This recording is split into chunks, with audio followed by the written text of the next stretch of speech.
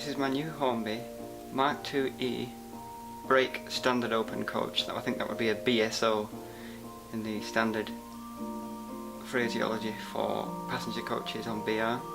It's a air-conditioned version of the Mk2 coach. You can see it has non-opening windows like the Mk3 later, but you can tell it's a Mk2 because it has a smooth roof and it has the air conditioning and other undercoach parts exposed rather than in the streamlined fender of the Mk3. You can also see it has the small vents on the doors. That is another giveaway. This is a brake coach, as you can see. It only has a half passenger and the rest is given over to storage and the handbrake of the guard.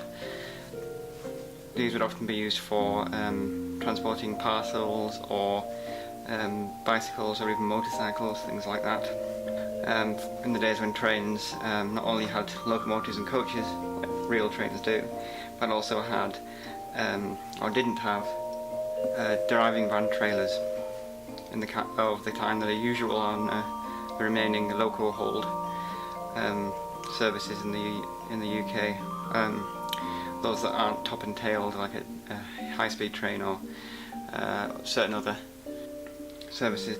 So the function of the brake coach originally in the olden days was, as it suggests, to be the brake before the days of fitted coaches in the 19th century. They didn't have each individual coach didn't have brakes, and they had of their own. Apart from a handbrake, they didn't have brakes which came on automatically when the driver operated the brake.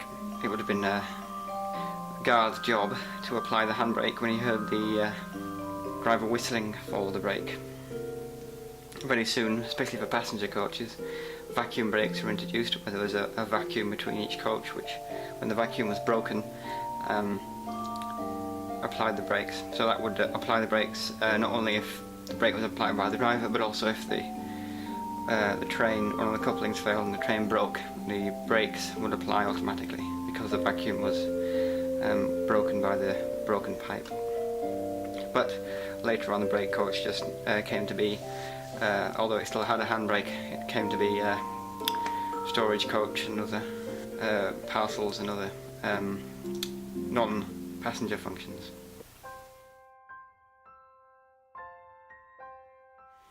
Now, it's in the more modern style of Hornby rolling stock packaging, which is the plastic, clear plastic shell, which is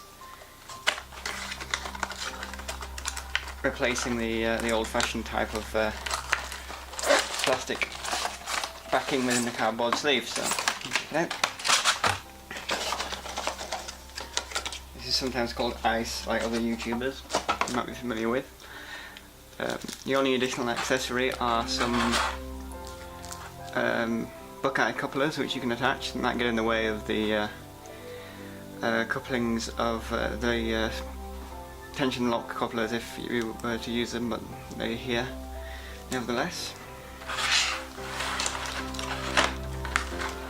Simply lift it out, and there it is. This is a premium coach rather than a railroad coach. It has metal wheels, and it has a very high standard of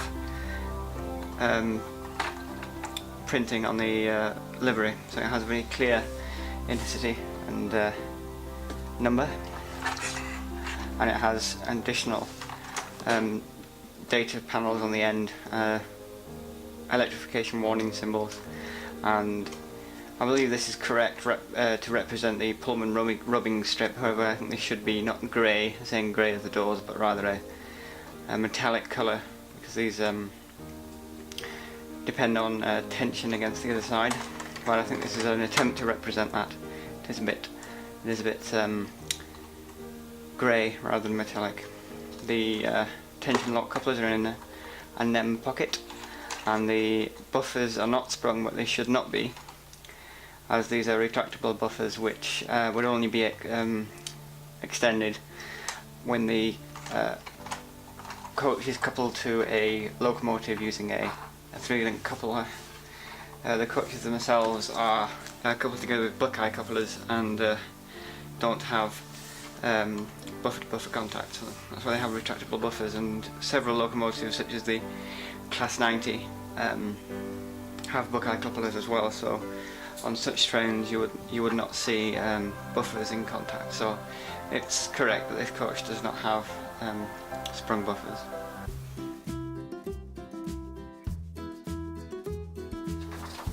Dimensionally, I think it's quite accurate. I understand that the length of a Mk2 coach is 19.66 meters, which would give you 00 scale 258 millimeters, and I'm not sure whether that is buffer to buffer or the length of the doors and the gangways, but I measure roughly correct length, to about 258 millimeters in length and about 35 millimeters in width, but I'm not using a caliper to do that, I'm just using a metal ruler, so as far as I can tell it is dimensionally accurate, and it certainly looks a lot like a Mk2. Now some of the detail livery application is not perfect. It's very, very good indeed, especially compared to older coaches like the old Mk3s that I've got. But it cannot, the data panels cannot quite be read, but you would never see these when the coach is running anyway, so that's an acceptable economy to be made. Overall, I think this is certainly an extremely excellent coach to have for £10, although it was on a special offer. Standard price is £25, and that is getting quite expensive, especially if you wanted to have a rake of more than about 4 or 5 of them. You're certainly looking at more than £100 for a sizable rake of new coaches, unless you can get them on offer. But overall, it is excellent quality for £10 and is good for £25. It's certainly about as good as I could manage from a kit myself, and compared to the cost of a kit and the cost of paints and my time, £25 is probably about right, although it would be cheaper to do a rake of more than about 4 of them by using kits.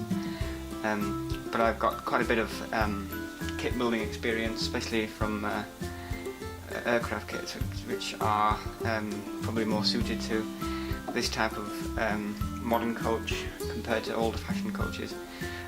If you are not so confident at kit building, then I'd certainly say that this is certainly a good economy to be had, as long as you didn't need too many of them.